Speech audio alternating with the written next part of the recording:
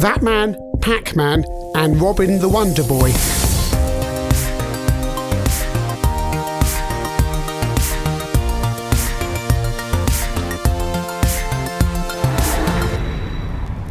A Mike and Bernie Winters reference is always a good one to be down with the kids. Pac-Land is a 1984 arcade game by Namco, and, well, it's based on the Pac-Man cartoon series that you may remember from Saturday Morning Kids TV. So, it's a side-scrolling platformer, and it's basically a cash-in on the original Pac-Man game, Namco wanting to get some more money out of their property. With some capture from MAME by the Xbox Vision, and thanks to him for doing this. And you can see it's very, very colourful. Apparently some of the inspiration for it came from track and field, and you can see that. There's some mashing of buttons to make you go faster, and jumping over things. And it's very, very colourful, lots of frames of animation for a game of the era. I first saw this in our local sports centre. Didn't get a chance to play it. We used to, after swimming at school, because we went to the local sports centre, we used to all have to wait in the foyer, and there would be a Pac-Man machine there. We'd watch it on free play before we went back to school. Grandslam did most of the home ports for the UK anyway. We're starting off on the Amiga. Not as smooth as the arcade, and the screen's a little bit squashed down. Looks like it's been ported from the ST. And you can run at 2 speeds. I'm running at the slower speed at the moment. What I'm doing is I'm waiting for a little bonus I get through there. And now, when ghosts drop things from the buildings, they won't, or the planes, they won't land on my head. There you go. See, I just get points instead. Things don't kill me. But you have to be aware that not all of these hidden bonuses are in all the versions. And indeed, there's significant differences between the versions. Over to the Atari ST. And that scrolling is, yeah. Oh, it's not going to be good on the Amiga either. On the Amiga, there's really no excuse. On the 16-bit versions, you can jump on ghosts' heads and on their vehicles, although not hit them at the side there. And again, you can't do that on all the versions. Over to the Spectrum.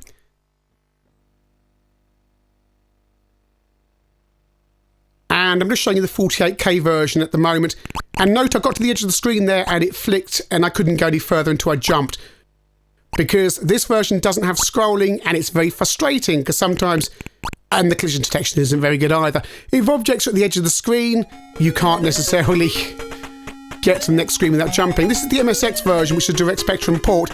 Incidentally, the Spectrum version originally had colour, but it's all taken out because it looked too messy, although there is a version floating around online where the colour has been restored. Of course, the MSX wouldn't have that problem, but they just ported the Spectrum version really quickly. Over to the Amstrad, which should be very good at these kind of colourful graphics, but it'll be interesting to see how it moves. And it cuts out the... You just start in the town on the Amstrad version as opposed to starting a little bit further along. And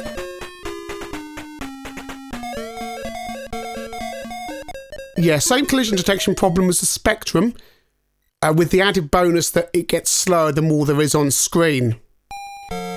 Which is a shame because, actually look at this, if there's any 8-bit system really suited to the bright colourful colours of the game, it's the Amstrad. It's also flick screen as well. Don't jump on the cars, and there's a problem, because it's flick screen you can't see enemies coming, so you won't get a chance to get away from them. Over to the 64, which has the proper Pac-Man house you start from. And it scrolls lovely and smoothly, although it doesn't have all the wonderful loud colours of the arcade and the Amstrad version. On the Spectrum, MSX and Amstrad, you just hold down the joystick and go faster, and there's inertia. On the C64, you press right or left twice to go faster. Now, something unusual for ChinnyVision, we've got the PC Engine version from the original hardware. This isn't being played by me, this is being played by Chrissy. Big thank you to him. I have played the PC Engine version, and it is a very authentic arcade port, as you'd expect, really. Look how colourful it is. Yes, it's not full arcade, but oh, you can jump on the cars. It's nice and smooth and fast and very colourful. One of those PC Engine games you looked at in the magazines and went, wow, would like to play that. Never quite sure why the baby ghosts drop down and they can't fly. A note, on this version, as is right and proper, the ghosts appear in front of you and don't run away too much. Chrissy also sent us this version from original hardware. It's the Sharp X68000, a system I've never even used.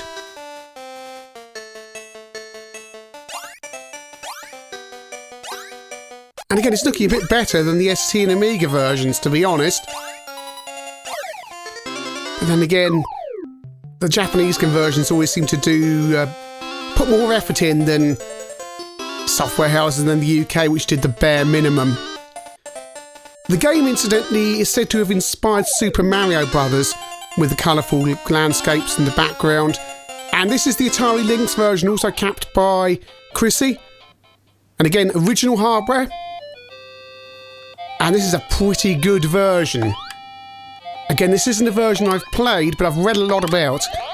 And the compromise you've got, of course, is the smaller screen size, so you can't see quite as far around you. But look how wonderful the graphics look, and the parallax going on in the background with the buildings and the background behind it. So it's using the hardware properly.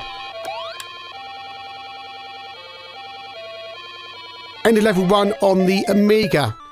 And if you jump at the very last stage before the break time sign, you get a bigger bonus depending on how high you are. So this is stage 2. And what you have to do is you've basically got to go through 3 stages and rescue a fairy. And then come back, and I've picked up an invulnerability thing underneath that cactus there. So now if you think I've got collision detection turned off, I haven't. This is a legitimate bonus in the game, hidden under the 3rd cactus on round 2 on the arcade and on the Amiga and ST version. Also presumably on the PC Engine versions. Perhaps the Lynx and X68000 version as well. Flew through that level and got my full 1,000 points for jumping up there.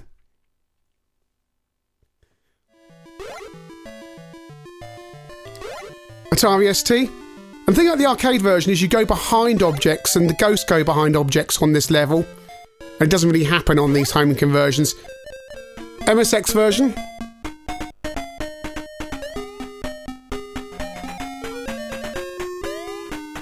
And over to the CPC, where everything's a little bit too slow, especially when things start happening. And if you chase after the ghosts and go back onto the screen there, they vanished. Yeah. This is really annoying. What's the point of giving me a PowerPoint and being able to let me chase the ghosts when they just disappear? There's actually, it's just no point chasing them. PC Engine version is looking really good. And look, you go behind objects, as do the ghosts, as the arcade version does. This is what you want. The whole point is things disappear on this level.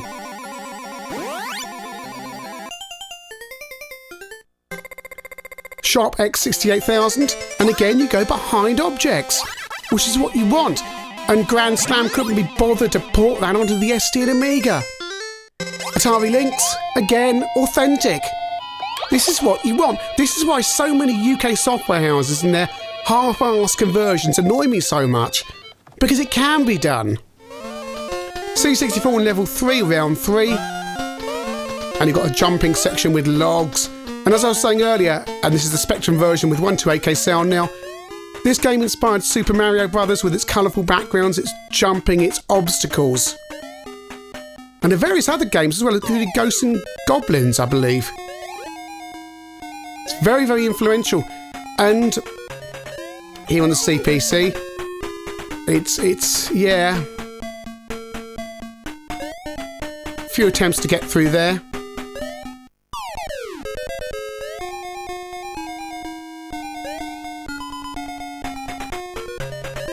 And ST on the same screen, just a little bit slow down on the ST as well now.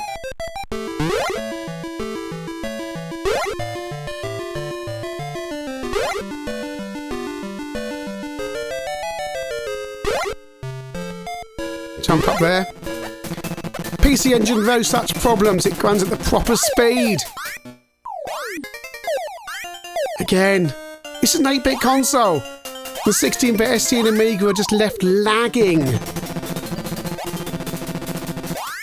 And this is one of the bits of the game I hate. You have to jump onto these springboards and you fall in. You have to keep on mashing buttons. And it's different buttons depending on which version. Sharp X68000 version. Again, it's pretty good.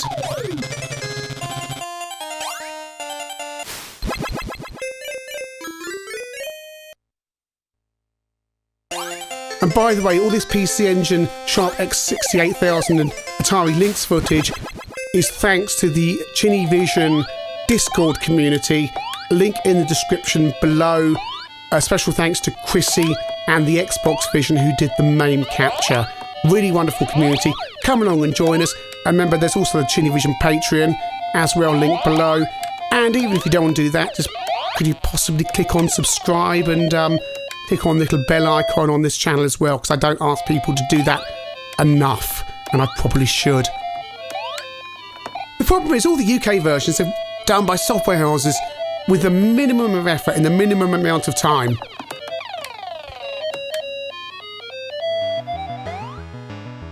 It's embarrassing when you come across them though, well, the PC Engine version especially. It's a case of, oh, it'll do.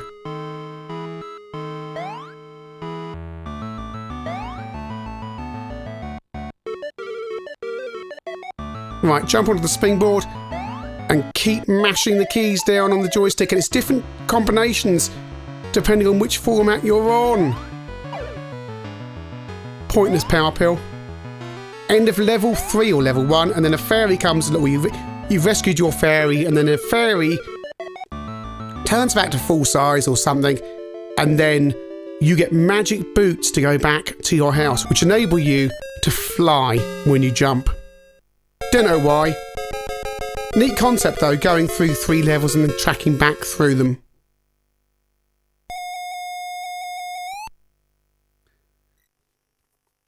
This is the Amstrad version, by the way. You don't get the fairy animation on the Amstrad. So now you can jump, which confused me the first time it happened to me, because I thought, is the game bugged or something? It said to me jump in the sky, but no, I can jump, and you still got to avoid the baddies that come on the edge of the screen on these flip screen versions.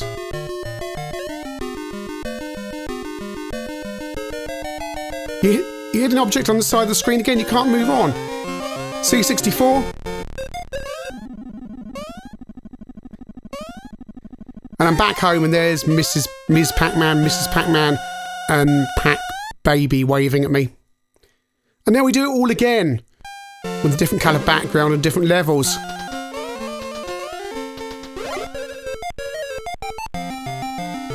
So there you go, mashing the keys down, just get to the end of that water section. Do it again! And get it wrong. You've got to be going at full speed, and you've really got to mash those joysticks.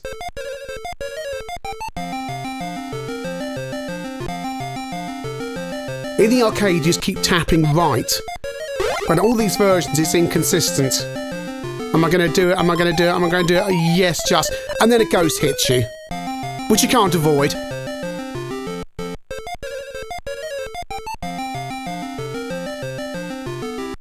And off we go again. And I didn't get it right. On the 64, waggling that joystick. Oh, no, it didn't make it. It's not very good at that. Yeah, this whole jumping thing is a pain and it isn't explained. In the arcade, you just hit it and died without any instructions. And this is what's happening to me here, except I've got infinite lives, so it's just a case of experimenting to see what works well, and it just keeps going wrong. Even on the PC Engine version with Chrissy playing it, it's still fiddly. Yeah, you see?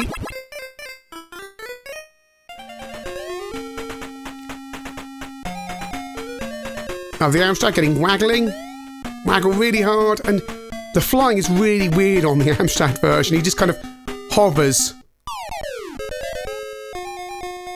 Right, and he just drops randomly, and then you end up at the bottom of the screen for no reason, even though you're waggling really hard.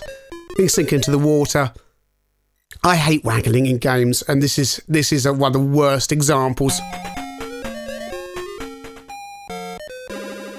Level 7 is, on the Spectrum, a rather wonderful castle level. The only gripe is it's really hard to see the platforms due to the colours being cut back on this version. Why are the platforms? I suppose they could have been black, I don't know. They've made them this kind of shaded colour. Gotta be careful not to go after that ghost there, because I could have fallen into a void.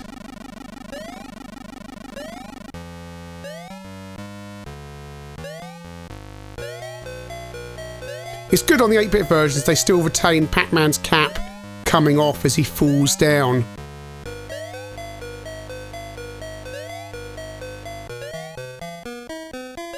If you think about it, that's all extra frames of animation that take up memory.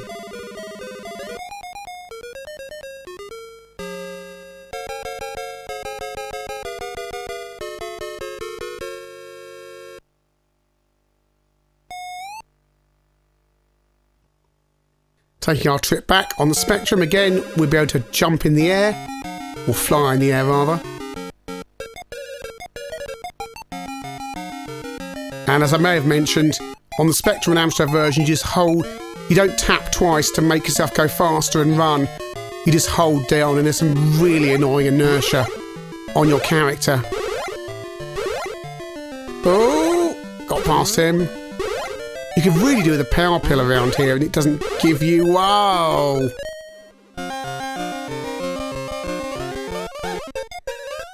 C64 version has a nice turn of speed about it.